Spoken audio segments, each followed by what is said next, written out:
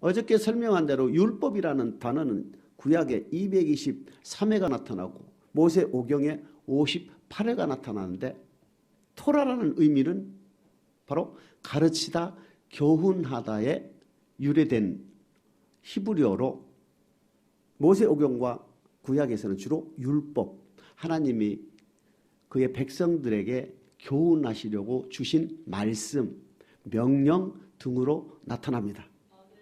그런데 어제 알아봤듯이 시내산에서 이스라엘 백성들에게 모세를 통하여 주신 시내산 율법은 이스라엘 민족에 있어서 영생의 말씀, 즉 생명의 도다.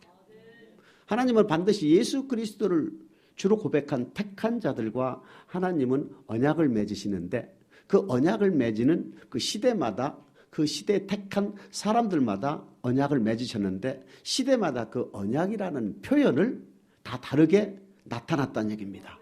성경의 에덴 동산에 보게 되면 하나님은 최초의 한 개인과 맺은 언약은 바로 에덴 동산의 아담인데 아담하고 맺은 언약의 다른 말은 생명나무와 선악과법으로 되어 있습니다.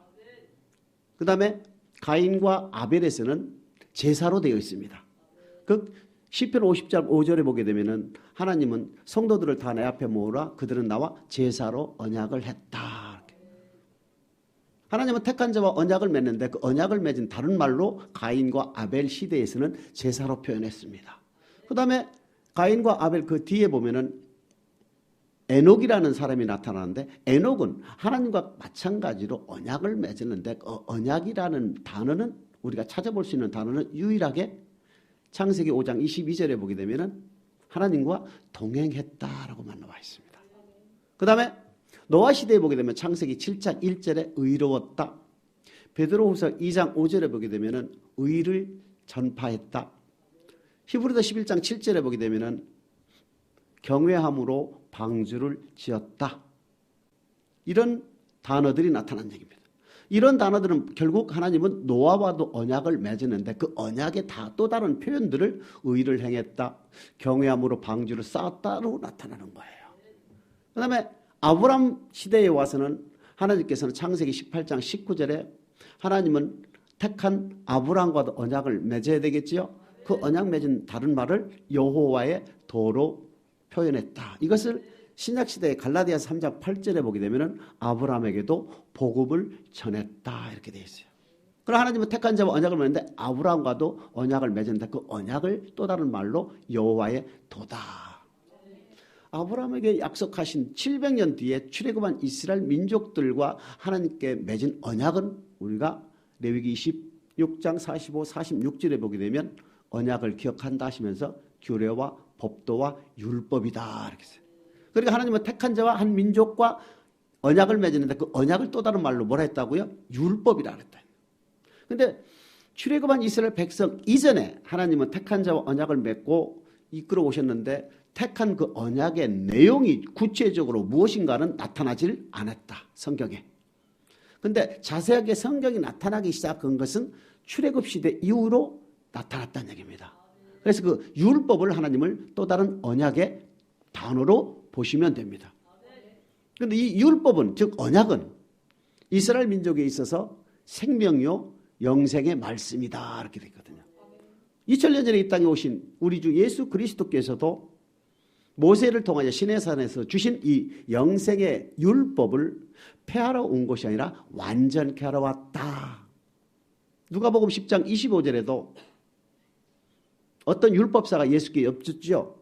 어떻게 하면 영생을 얻겠습니까? 야, 율법사니까 율법에 뭐라고 기록되어 있대? 그랬더니 하나님을 사랑하되 마음을 다하고 목숨을 다하고 성품을 다하고 뜻을 다하여 하나님을 사랑하고 내 이웃을 내 몸같이 사랑하라 했습니다. 그러니까 그래 맞다. 그럼 이를 행하라. 그러면 너에게 영생이 주어진다. 그러니까 신약시대에서 우리 주님은 시내산 모세의 율법을 완전케 했던 그 완전케 된 말을 다른 말로 뭐라 하겠습니까? 하나님 나라 복음, 완전케 된 율법, 영생의 말씀, 천국 복음, 하나님 나라 복음, 천국 열쇠 등등등으로 표현이 되어 있어요. 그러면 창세기 에덴 동산에서부터 출애굽한 이스라엘 민족과 오늘날 우리에 이르기까지 하나님은 택한 자와 반드시 언약을 맺고 그 언약의 내용이 시대마다 다른 단어들로 나타났다 이겁니다. 그럼 요한계시록에 봤지만은 에베소서 2장 4절 5절에 보게 되면 너희가 처음 사랑을 버렸느니라, 처음 행위를 회복하라, 처음 사랑을 회복지 않으면 촛대를 옮긴다. 이 처음 사랑은 바로 예수 그리스도를 주로 고백할 때에 단번에 주신 믿음의 도를 얘기한다. 그럼 신약시대에 예수 그리스도를 주신 예수 그리스도를 주로 고백했을 때, 성령에 의해서 예수 그리스도를 주로 고백했을 때 단번에 주신 믿음의 도는 바로 주님을 통하여 우리에게 주시는 영생의 말씀, 즉 완전케 된 율법, 하나님 나라 복음을 얘기하는 것이다. 그러므로 마태복음 5장 18절과 같이 천지가 없어지기 전에는 예수 믿는 사람들이 반드시 있을 것이며 그들에게 있어서 이 율법, 이 언약의 말씀은, 이 완전케 된 율법은 반드시 그들에게 영생의 말씀이기 때문에 절대 없어지질 아니한다. 그러니까 성경에 보게 되면 이 영생의 율법, 영생의 언약의 말씀은 절대 없어지질 아니한다. 출애굽한 이스라엘 백성들에게 맺은 하나님과 맺은 언약의 말씀을 율법으로 표현한 것이지, 이 율법을 히브리서 4장 2절에 보게 되면 또한 복음으로도 표시가 되어 있습니다. 좀 요약해서 다시 말씀드린다면 하나님은 택한 자와 반드시 예수 그리스도를 주로 고백한 자들과 반드시 언약을 맺으시고 그 언약의 결과에 따라서 상도 주고 벌도 주고 사망도 주고 생명을 주는 것이 하나님의 언약 맺은 목적입니다. 그 언약의 단어들을 에덴 동산에서부터 계시록에 이르기까지 시대마다 다르게 표현이 되어 있을 뿐이지 그것을 하나의 단어로 통일한다면 하나님은 택한 자와 언약을 맺는다. 이 언약의 일부, 언약의 하나가 바로 모세를 통하여 주신 율법이라는 얘기입니다. 이 율법은 바로 하나님께서 이스라엘 백성들에게 영생을 주기 위하여, 복을 주기 위하여 맺은 언약의 또 다른 단어란 얘기입니다. 그러면 이 율법은 폐하면 안 되겠지요? 이 율법을 우리 주님께서도 완전케 했기 때문에 이 영생을 얻는 율법은 절대 천지가 없어지기 전에는 없어지지 아니한다. 마태복음 5장 18절하고 갈라디아서 3장 22절 말씀 이어가겠습니다. 마태복음 5장 18절 시작. 진실로 너희에게 이르노니 천지가 없어지기 전에는 율법의 1.1획이라도 반드시 없어지지 아니하고 다 이루리라. 영생을 얻는 예수 그리스도를 주로 고백한 자들에게 영생을 주는 그 말씀인 이 율법은 구약시대는 모세를 통하여 준 율법이요, 신약시대에서는 주님을 통하여 준 완전케 된 율법이란 얘기입니다. 이 율법은 천지가 없어지기 전에는 절대 폐하지거나 없어지질 아니한다. 절대 없어지지 아니한다. 근데 오늘 본문 말씀 갈라디아서 3장 22절에 보게 되면은 모든 것을, 성경이 모든 것을 죄 아래 가두어서 믿음이 올 때까지 죄 아래 가둬놓고 이 죄 아래 가둬놓은 그 법을 뭐라 했다고요? 율법이라 그랬다는 얘기입니다. 그러니까 시내산에서 모세를 통하여 준 율법이나 갈라디아서 3장 23절에 나타난 율법이나 이 율법은 바로 신약에서는 헬라 노모스로 번역이 되어 있는데 원어를 보게 되면 분별이 안 된다. 분명한 것은 영생을 얻는 율법은 절대 없어지지 않고 갈라디아서 3장 22절 23절에 나타나는 몽학선생 25절까지 몽학선생의 율법은 어떻게 되는지 살펴보기로 하는 겁니다. 자, 갈라디아서 3장 22절에 보게 되면 모든 것을, 성경을 모든 것을 죄 아래 가둬놨다는 얘기는 이미 인간들에게 이 땅에 태어날 때부터 모든 인간들은 죄 아래 가둬놨다는 얘기입니다. 이것을 아신 하나님께서 이미 창세기 3장 15절에 보게 되면 여자의 후손은 마귀의 머리를, 뱀의 머리를 상하게 할 것이요 뱀은 그의 뒤꿈치를 상하게 공격할 것이다. 인류 역사, 이스라엘의 인류 역사에 있어서 남자의 계보로 이어져서 사람들이 태어나는데 오직 여자로 태어난 사람은 딱 예수 그리스도 한 분밖에 없는 거예요. 동정녀 마리아에게서 났다.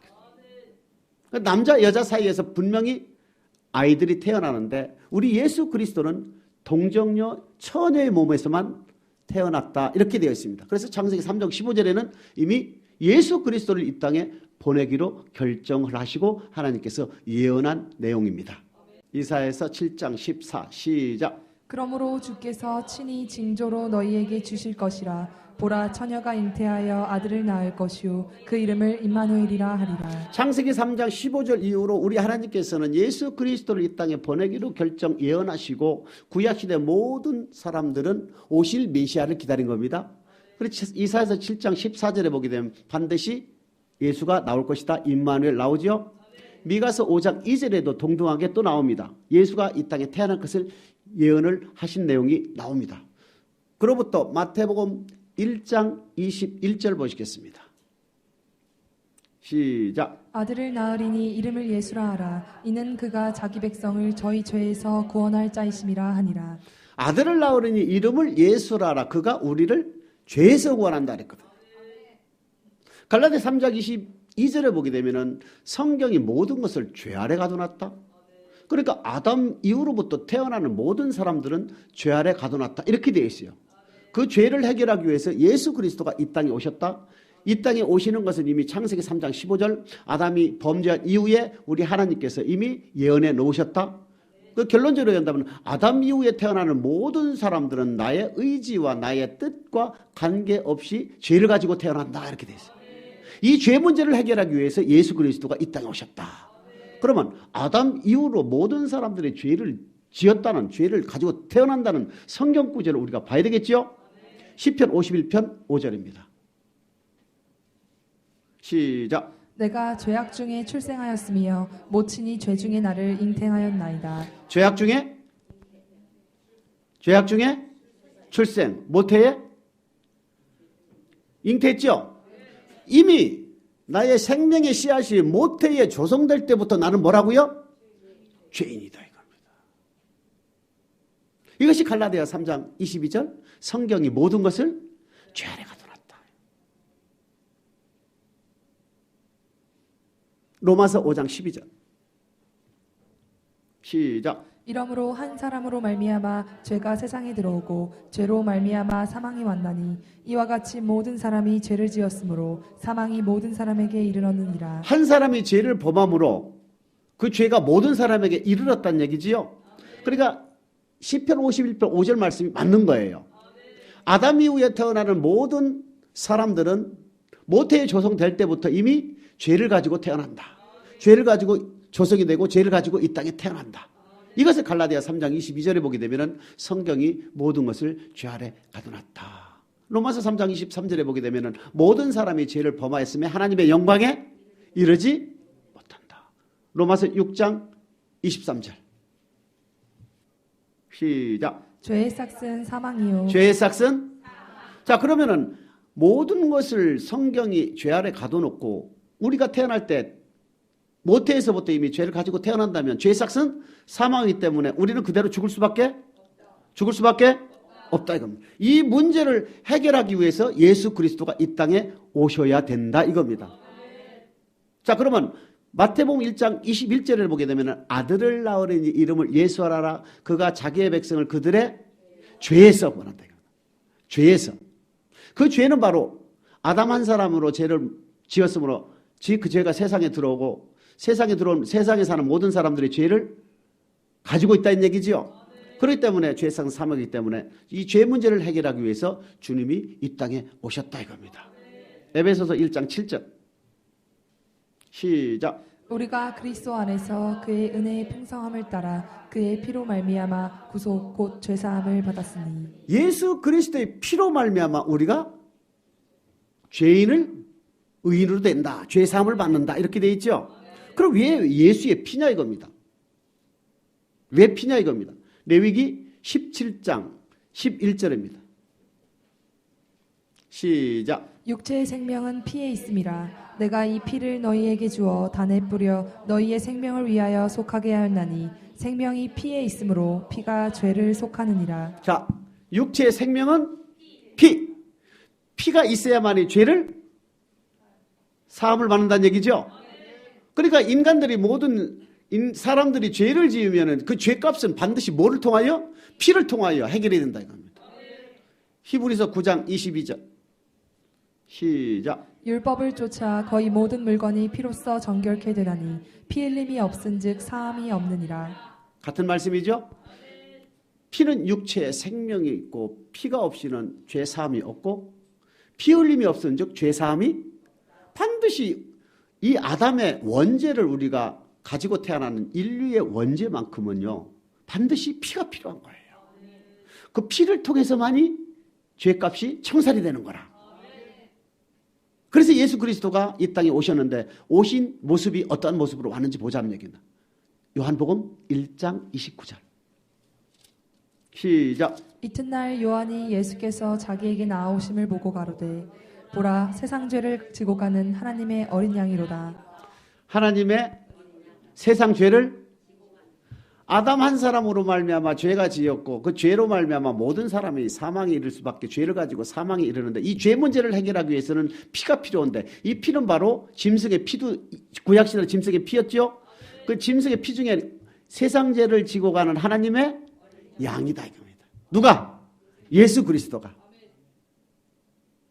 그러니까 양의 피, 즉 주님의 인간의 피, 주님이 양의 모습으로 오셔서 우리에게 피를 주셔서 그 피값으로 우리를 죄 문제를 해결하기 위해서 이 땅에 오신 거예요. 이사야서 53장 5절 6절입니다. 5절 6절 시작. 그가 찔림은 우리의 허물을 인함이요 그가 상함은 우리의 죄악을 인함이라. 그가 징계를 받음으로 우리가 평화를 누리고 그가 채찍에 맞음으로 우리가 나음을 입었도다. 우리는 다 양 같아서 그릇 행하여 각기 제 길로 갔거늘 여호와께서는 우리 무리의 죄악을 그에게 담당시키셨도다. 우리의 모든 죄악을 태어날 메시아에게 다 짐을 지운다 이거지요. 그러니까 2000년 전에 이 땅에 오신 예수님은 구약에도 이미 예언했듯이 창세기 3장 15절에도 예언했듯이 우리의 모든 죄를 지고 가는 하나님의 어린 양으로 이 땅에 오신 것입니다. 자, 갈라디아서 3장 22, 23절 다시 보지요. 시작. 그러나 성경이 모든 것을 죄 아래 가두었으니 이는 예수 그리스도를 믿음으로 말미암은 약속을 믿는 자들에게 주려 함이니라. 믿음이 오기 전에 우리가 율법 아래 매인바 되고 계시될 믿음의 때까지 갇혔느니라. 자, 이제 좀 이해되지요? 갈라디아 3장 25절에 보게 되면 성경이 모든 것을 모든 사람들을 모태 중에 조생할 때부터 이미 죄를 가지고 태어나게 하셔서 이 목적은 바로 예수 그리스도를 믿을 때까지 이 원죄의 율법에 갇히게 만드는 거예요. 왜 죄 중에 태어나겠습니까? 예수 그리스도를 통하여 속죄받게 하기 위해서 갈라디아서 3장 22, 23절에 하나님께서 그렇게 만드신 거랍니다. 성경이 모든 것을 죄 아래 가뒀다. 성경은 말씀이요 말씀은 하나님. 하나님께서 이 땅에 태어나는 모든 사람들은 죄를 가지고 태어나게 만들어서 보내실 예수 그리스도를 통하여 그 죄 문제를 해결하게 하기 위해서 원죄의 율법 속에 갇혀 있게 만들었다 이렇게 되어 있습니다. 자, 23, 24 갈라디아서 23, 24 3장 23, 24 시작. 믿음이 오기 전에 우리가 율법 아래 매인바 되고 계시될 믿음의 때까지 갇혔느니라. 이같이 율법이 우리를 그리스도에게로 인도하는 몽학 선생이 되어 우리로 하여금 믿음으로 말미암아 의롭다함을 얻게 하여 함이니라. 참 중요한 대목들입니다. 중요한 말씀들이에요. 예수 그리스도를 믿기 전에는 나는 죄인이라. 아담의 원죄도 있을 뿐더러 자범죄도 있다는 얘기입니다. 아담의 원죄 플러스 자범죄를 가지고 있는 나는 죄의 삭은 사망이기 때문에 그대로 있으면 난 죽을 수밖에 없어. 근데 이 원죄의 율법은 나의 뜻과는 관계없어요. 내가 이 땅에 태어나고 싶어 태어난 것도 아니고 엄마 아빠의 사랑의 결실로 내가 이 땅에 태어났는데 태어난 것도 행복이지만은 행복 가운데 뭐가 있다고요? 죄악이 있었다는 얘기입니다. 나의 뜻과는 관계없이 하나님의 구원 섭리로 인하여 나는 죄중에 태어났다 이겁니다. 이 죄를 가지고 태어났던 것은 바로 예수 그리스도를 향하기 위해서 예수 그리스도를 통하여 믿게 되면은 이 죄 문제는 해결한다 된다. 이 죄 문제를 해결하고 나서 나는 뭐가 된다고요? 의롭게 된다 이렇게 됐어요. 자, 갈라디아 3장 22절부터 24절까지 다시 요약을 한다면 하나님께서 이 땅에 태어난 모든 사람들을 죄를 가지고 태어나게 해서 예수 그리스도 올 때까지, 즉 예수 그리스도를 믿을 때까지 그 죄 문제는 해결할 수 없게 만들었다는 얘기입니다. 그리고 예수 그리스도를 성령에 의하여 고백을 하는 순간 나는 그 몽학 선생의 원죄의 율법에서 나는 더 이상 매여 있지 않고 의인이 되어서 타락 이전의 아담 위치로 회복이 되는 것을 얘기하는 거다. 그래서 나는 뭐다고요? 의인이다는 말을 쓰는 거예요. 더 이상 그러면은 이 몽학 선생의 율법은 예수 그리스도를 주로 고백한 자들에게 필요가 있습니까? 없습니까? 이게 폐한 율법이라는 얘기예요. 예수 그리스도를 주로 고백한 자들에게 주어지는 영생의 율법이 있는가 하면 예수 그리스도를 주로 고백한 자들에게 없어지는 폐한 율법이 주어진다. 폐한 율법이 있는가 하면은 주어지는 율법이 있다는 것을 우리는 꼭 기억하시기를 주님의 이름으로 축복합니다. 사랑하는 자들아, 우리의 일반으로 얻은 구원을 들어 너희에게 편지하려는 뜻이 간절하던 태 성도들에게 단번에 주신 믿음의 도를 위하여 힘써 싸우라 할 때의 이 믿음의 도는 바로 히브리서 3장 1절과 6절 사이에 믿음의 도의 대제사장이신 예수를 깊이 생각하라. 그는 믿음의 도에 충성하기를 집 맡은 자의 아들이요 모세는 집 맡은 자의 종 사환으로 충성했다. 예수 그리스도는 이 믿음의 도, 즉 믿는 사람, 예수를 주로 고백한 자들에게 당연히 행해야 될 도리, 이것이 믿음의 도란 얘기입니다. 이 믿음의 도에 충성하기를 주인으로 충성했고 모세는 종으로 충성했다, 이렇게 나와 있거든요. 그러니까 단번에 주신 믿음의 도라는 얘기는 성령으로 예수 그리스도를 주로 고백하는 순간 주어지는 언약의 말씀이 있는가 하면 예수 그리스도를 주로 고백할 때 없어지는 몽학 선생의 원죄의 율법도 있다는 것을 우리는 철저하게 이해를 해야 된다는 얘기입니다. 이 몽학 선생의 율법은 예수 그리스도를 믿기 전까지는 나는 그 아래 갇혀 있다. 원수된 것이다. 그래, 에베소서 2장 15절 보시기 바랍니다. 시작. 원수된 것 곧 의문에 속한 계명의 율법을 자기 육체로 폐하셨으니 이는 이 둘로 자기 안에서 한 새 사람을 지어 화평하게 하시고. 자, 이방인으로 있을 때 우리는 모든 사람이 성경에 의해서 죄 아래 가두게 되지요. 이방 예수 그리스도를 믿기 전까지는 모든 사람은 죄 아래 가두어 있다 이겁니다. 그런데 예수 그리스도께서 이 원죄의 율법을 예수 그리스도를 누구든지 믿기만 하면 이 원죄의 율법에 해방되기 때문에 의문에 속한 계명의 율법이라고 그랬죠. 그러니까 사도 바울도 기록을 하면서 자기도 이해가 안 되는 거예요. 왜 내가 태어날서부터 죄를 가지고 태어나는지 본인도 잘 모르는 거예요. 그래서 의문에 속한 계명의 율법이라고 표현된 거예요. 그래, 의문에 속한 계명의 율법은 갈라디아서 3장 23, 24절에 나오는 죄의 율법, 몽학 선생의 율법과 같은 맥락이라는 얘기입니다. 같은 의미라는 얘기예요. 그렇기 때문에 성경에서는 주어지는 율법이 있는가 하면 없어지는 율법이 있다는 것을 우리는 분명히 잊지 않기를 축복합니다. 갈라디아서 3장 22, 23, 24, 25절에 나타나는 몽학 선생의 원죄의 율법은 예수 그리스도를 주로 고백하면 더 이상 나를 가두지 못하고 우리는 해방되지요.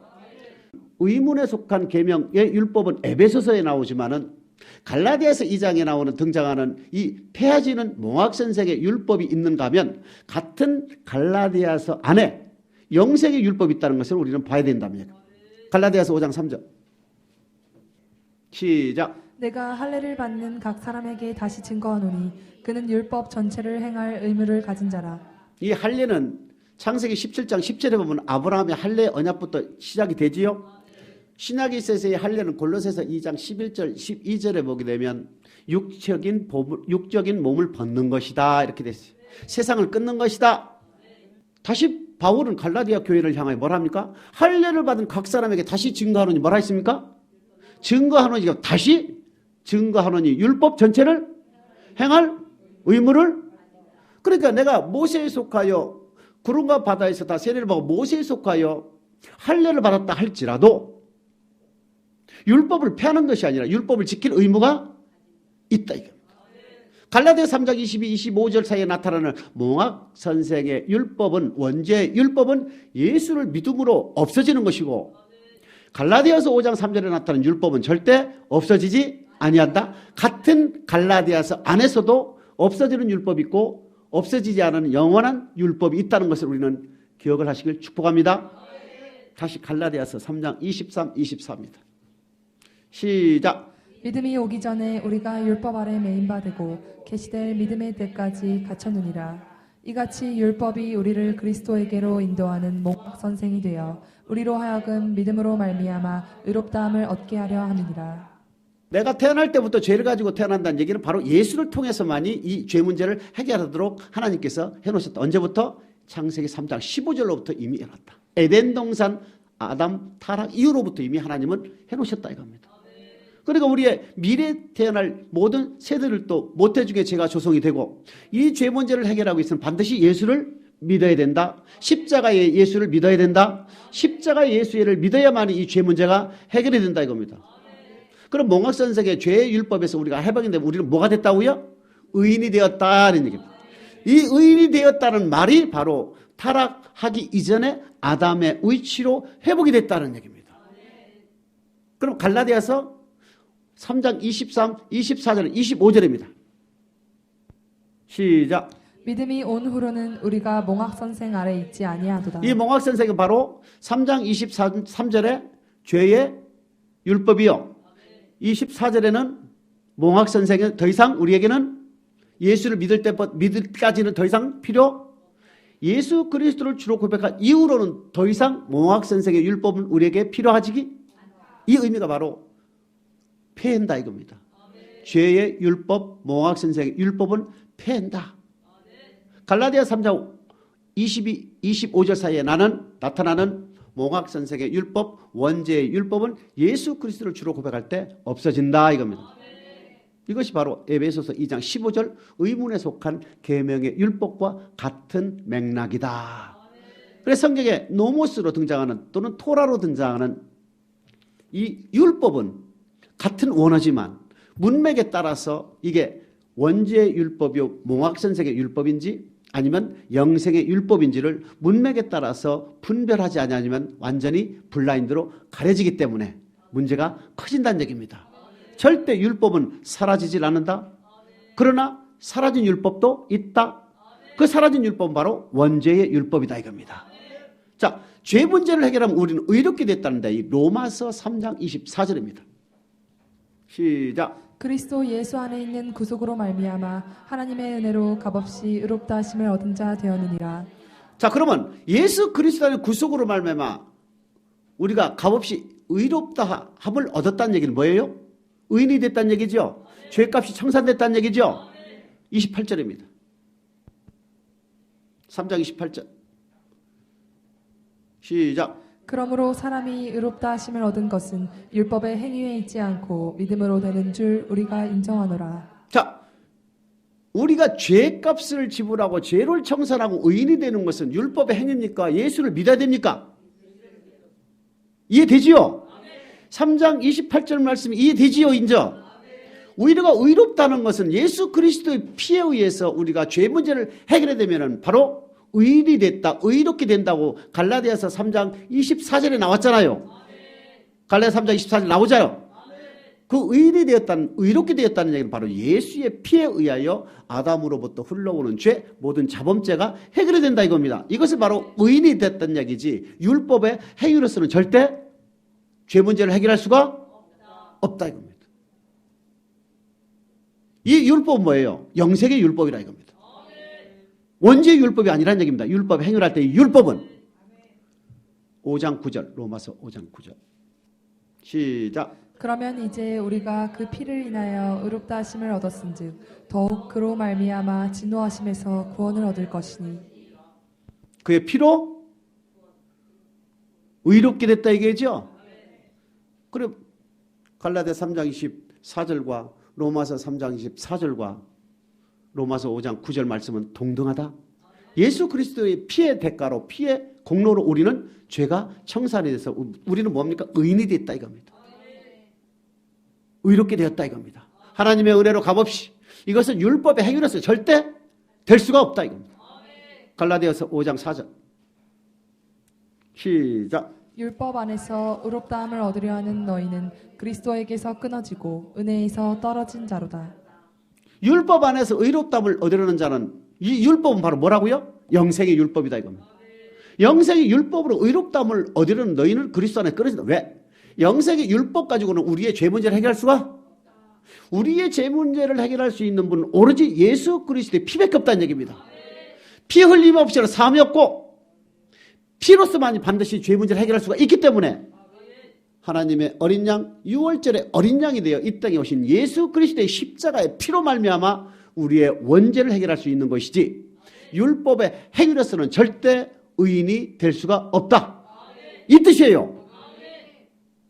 갈라디아서 2장 16절 시작. 사람이 의롭게 되는 것은 율법의 행위에서 난 것이 아니요 오직 예수 그리스도를 믿음으로 말미암는 줄 아는 고로 우리도 그리스도 예수를 믿나니 이는 우리가 율법의 행위에서 아니고 그리스도를 믿음으로써 의롭다함을 얻으려 함이라. 그리스도를 믿음으로 의롭다는 얘기는 바로 몽학 선생의 율법에서 해방되는 것을 얘기하는 것이죠.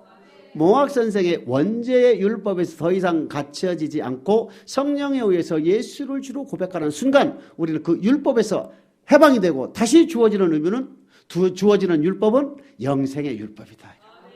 그 영생의 율법이 주님을 통하여 주신 완전케 된 율법 또는 하나님 나라 복음, 하나님의 도, 천국 말씀 등으로 우리에게 다가오지요. 이것을 한마디로 믿음의 도를 위하여 힘써 싸우라. 이때 믿음의 도, 믿는 사람들이 마땅히 행할 도리, 이게 믿음의 도입니다. 출애굽 시대에 고백한 자들에게 마땅히 행할 도리는 모세를 통하여 준 율법이 그들에게 마땅한 믿음의 도요. 예수 그리스도를 주로 고백한 신약시대 이후의 오늘날 이후의 세대들에게는 주님을 통하여 준 믿는 사람들에게 당연히 행할 도리인 믿음의 도라는 뜻이에요. 자, 그러면 문제는 또 생기는 거예요. 아담의 원죄도 해결됐어? 예수의 피로 내가 원죄 해방이 됐어? 원죄 율법, 몽황선생 율법 해방이 됐어? 근데 내가 죄를 짓는다 이겁니다. 그러면 타락이 전에 아담의 위치로 우리가 회복이 됐다면 그대로 천국 가야 되는데 죄 없는 아담도 저주를 받아 지옥 갔지요? 왜 지옥 갔냐고요? 히브리서 11장에 보게 되면 아담의 이름은 없고 아벨 이름부터 나왔기 때문에 그러는 거예요. 그러면 그것을 오늘날 우리에게 적용한다면 우리도 죄를 지을 수밖에 없는 육체의 연약함을 가지고 있지요? 그럼 이 죄 문제를 어떻게 해결하느냐 이겁니다. 아담도 천국에 못 갔다면 우리는 타락이 전에 아담 상태로 회복이 되어 예수 그리스도의 피로 은혜로 하나님의 은혜로 우리가 의인이 되었다면 우리는 또 죄를 짓죠. 이것을 해결하는 방법이 어디에서 보게 되면 레위기 4장 들어가 보면 나옵니다. 레위기 4장 하나만 보겠습니다. 4장 13절 14절 시작. 만일 이스라엘 온 회중이 여호와의 금령 중 하나라도 그릇 범하여 허물이 있으나 스스로 깨닫지 못하다가 그 범한 죄를 깨달으면 회중은 수송아지를 속죄제로 드릴지니 그것을 회막 앞으로 끌어다가 회중의 장로들이 여호와 앞에서 그 수송아지 머리에 안수하고 그것을 여호와 앞에서 잡을 것이요. 자, 레위기는요, 하나님은 택한 자와 언약을 맺는데 그 한 민족을 택하여 언약을 맺은 백성 이스라엘인데 이스라엘 민족과 맺은 언약의 또 다른 표현은 율법입니다. 그 율법은 바로 십계명과 율례와 규례로 되어 있습니다. 그 규례는 바로 하나님과 이스라엘 백성 간에 맺은 영생의 율법 안에 들어가 있다는 얘기지요. 그 영생의 율법 안에 레위 4장에 보게 되면은 속죄제가 나옵니다. 이스라엘 민족들에게 주어진 5대 제사가 있는데 번제, 소제, 화목제, 속건제, 속죄제가 있는데 이 5개 제사 중에 4번째인 속죄제가 있어요. 이 속죄제는 뭐냐면 하나님의 말씀에 하나님의 말씀을 내가 듣고 신앙생활을 하다가 죄를 범했는데 그것이 깨달아지게 되면 하나님께 짐승을 통하여 제사장을 통하여 하나님께 속죄를 드리는 제사가 얘기하는 거예요. 그러니까 구원받은 이스라엘 민족들도 어떻게 됩니까? 구원받은 이스라엘 민족들도 육체의 연약함으로 죄를 지을 수밖에 없기 때문에 그때마다 죄를 지을 때마다 짐승의 피가 필요한 거예요. 그럼 레위기 4장 13, 14, 15절에는 회중이 죄를 질 때는 뭐를 잡으라고 그랬습니까? 예? 수송아지. 맞아요? 그러면은 레위기 4장 4절에 나오는 제사장이 범했을 때 뭐가 나옵니까? 수송아지. 족장이 나오면 수염소, 평민이 하게 되면 암염소, 등등으로 죄를 지을 때마다 제사장과 회중과 평민과 족장들마다 드리는 짐승의 내용이 달랐습니다. 그러나 그들 모든 사람들은 제사장을 통하여 짐승을 잡아서 안수를 하여 피를 뿌리게 되면 그 죄가 사함을 받게 되어 있다 이겁니다. 그러니까 이스라엘 민족들은 신앙생활하면서 구원받아서 신앙생활하면서 죄를 지을 때마다 짐승의 피로 제사장을 통하여 속죄를 드리면 그 죄값이 청산이 됐다 이겁니다. 그러면 신약시대에 있어서 우리는 어떻게 되느냐? 우리도 죄를 지을 때마다 짐승의 피가 필요하냐? 이것을 설명한 것이 히브리서 7장, 8장, 9장, 10장에 아주 자세히 기록이 되어 있어요. 그 중에 두 구절만 살펴보겠습니다. 히브리서 9장 12절 시작. 염소와 송아지의 피로 아니하고 오직 자기 피로 영원한 속죄를 이루사 단번에 성소에 들어가셨느니라. 자, 염소와 송아지의 피는 많이 들어봤지요? 방금 레위기 4장에 보게 되면 이스라엘 민족들이 죄를 지을 때마다 제사장이든 회중이든 족장이든 평민이든 그들에게 하나님께서 정해진 짐승의 피를 잡아서 짐승의 안수를 하여 드리게 되면은 그 죄값을 청산하고 속죄를 받는데, 신약 시대에 있어서는 우리 주님을 통하여 염소와 송아지의 피로 아니하고 오직 자기의 피로 영원한 속죄를 이루사 단번에 성소에 들어가셨느니라. 신약 시대에 있어서는 예수 그리스도 스스로가 유월절 어린 양이 되어서 인류의 죄를 위해 아들을 낳으니 이름을 예수라 하라. 그가 자기의 백성을 그들의 죄에서 구원할 자니라. 하나님의 어린 양, 세상 죄를 지고 가는 하나님의 어린 양을 봐라.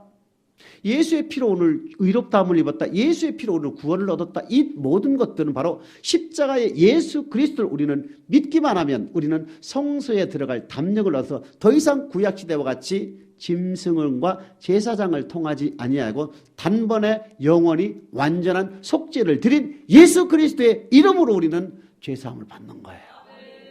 이것이 신약과 구약의 차이점이라는 얘기입니다.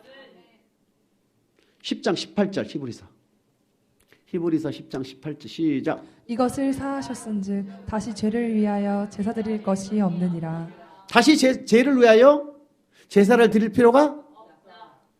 자, 그러면 여러분, 하나님께서 이스라엘 민족과 맺은 언약에 따른 표현은 율법인데 율법 안에 규례가 있어요. 규례에 보게 되면은 레위기 4장 3절 1절에서 35절 사이에 속죄제가 나오는데, 이 속죄제는 바로 이스라엘 민족들이 죄를 지을 때마다 제사장을 통하여 짐승의 피로서 속죄를 받는 것을 얘기하지요. 그런데 우리 주님은 신약 시대에 와서 인류의 죄를 위하여 십자가에 돌아가셨다는 뜻은 바로 속죄제 아닙니까? 이 속죄제 아닙니까? 원죄는 물론 포함이 되지만, 맞지요? 우리의 원죄는 당연히 주님을 믿음으로 갈라디아서 3장 22절 25절 사이에 나타나는 죄의 율법, 몽학선생의 율법, 의문에 속한 계명의 율법은 예수 그리스도를 믿음으로 사라지는 건 맞지요? 그런데 우리가 예수 그리스도를 주로 고백하여 신앙생활하면서 짓는 죄 문제는 예수 그리스도 이름으로 우리가 자백하면 되지요? 맞지요? 요한일서 1장 9절 시작. 만일 우리가 우리 죄를 자백하면 저는 미쁘시고 의로우사 우리 죄를 사하시며 모든 불의에서 우리를 깨끗게 하실 것이요. 자, 신약시대는 예수 그리스도 이름으로 믿고 하나님께 모든 나의 죄의 내용을 자백하면 하나님은 용서해 주신다. 구약은 짐승의 피를 통하여 안수해서 반드시 속죄가 됐지만, 신약시대에서는 예수 그리스도께서 모든 인류의 죄를 지고 십자가에 단번에 영원히 완전히 제사를 드렸기 때문에 신약시대의 주님을 주로 고백한 성도들에게 있어서는 예수 이름으로 성소에 들어갈 담력을 얻었다. 10장 19절 시작. 그러므로 형제들아 우리가 예수의 피를 힘입어 성소에 들어갈 담력을 얻었나니. 구약시대는 성소에 들어올 수 있는 사람은 제사장 외에는 못 들어갑니다. 일반 사람은 절대 못 들어와. 근데 성소의 휘장을 예수 그리스도 육체로 패했다는 얘기는 바로 예수 그리스도의 이름으로 성소에 들어갈 담력을 얻어서 지금 와 앉아 있는 것이다. 구약에는 예수 그리스도를 통하지 않고 제사장을 통하여 하나님께서 정하신 예물을 다 드리지만, 신약 시대에서는 바로 예수 그리스도의 피의 공로로 성소에 들어갈 담력을 얻었기 때문에 저와 여러분들은 아무 때나 성전에 들어와서 하나님께 예물을 직접 드린다 이겁니다. 제사장을 통하지 않고. 구약은 반드시 제사장을 통하여 드리지만 신약시대에서는 예수 그리스도의 피의 공로로 성소에 들어갈 담력을 얻었기 때문에 모든 사람들이 성전에 들어와서 하나님께 직접 예물을 드릴 수 있게 됐다. 이것이 바로 베드로전서 2장 9절에 너희는 택하신 족속이요 왕같은 제사장이다. 왕같은 제사장이다. 성소에 들어갈 담력을 얻어 하나님께 직접 예물을 드릴 수 있는 길이 열려 있다. 자, 예수 그리스도께서 이 땅에 오셔서 십자가의 피로 인류의 죄를 다 지고 가셨다면 예수 그리스도께서 이 땅에 오셔서 우리의 죄를 대속해서 십자가에 돌아가신 그 피의 공로로는 자백하고 하나님께 고백을 하게 되면 우리 제사함을 받을 수 있죠? 그러면 이스라엘 민족과 하나님 사이에 맺은 그 율법 가운데 5대 제사가 있는데 5대 제사는 번제와 소제와 화목제와 속죄제와 속건제가 있는데 예수 그리스도께서 인류의 죄를 지고 대신 돌아가신 것은 속죄제지요. 그러면 번제와 소제와 화목제와 속건제는 드릴 필요가 있어요? 없어요? 반드시 드려야 되는 거야. 속죄제 속에서 짐승의 피 대신에 예수의 피로만 대치된 것이지 절대 5대 제사가 패한 것은 자, 히브리서 7장 12절 시작. 제사 직분이 변역한즉 율법도 반드시 변역하리니. 자, 제사 직분이 변역한즉 율법도 반드시 변역된다. 성경에 등장하는 율법은 영생의 율법과 원죄 율법, 몽학선생의 율법이 있는데 그 중에 하나 7장 12절, 히브리서 7장 12절에 보게 되면 제사 직분이 변역된다. 율법도 반드시 수정이 되어야 된다. 이때 영생의 율법 중에서 제사 직분이 변경이 됐기 때문에 짐승의 피에서 예수의 피로 변했기 때문에 그 부분만 변경이 되어야 하는 것이지 예를 들어서 십계명 중에 6, 7, 2명을 주님이 바꿨듯이 제사법 또한 주님의 피로서 짐승의 피에 의지하고 주님의 피에 의해 대치됐기 때문에 그 법을 바꾸는 것이지 나머지 부분들은 그대로 신약에서 유효하다 이겁니다. 오늘날 이것을 잘못 해석해서 5대 제사가 폐했다고 하는 거지 5대 제사를 지켜야 된다는 얘기를 저는 신학을 하면서 들어본 적이 한 번도 없어요. 불행하게도 한 번도 없습니다. 자, 예수 그리스도를 통해서 우리는 죄사함을 받았죠. 그 죄사함 받는 것은 아담의 원죄 플러스 자범죄를 얘기하죠. 또 향후에 짓게 될 미래의 자범죄까지라도 우리 주님의 피의 공로로 인하여 우리는 사함을 받을 수가 있다는 얘기입니다.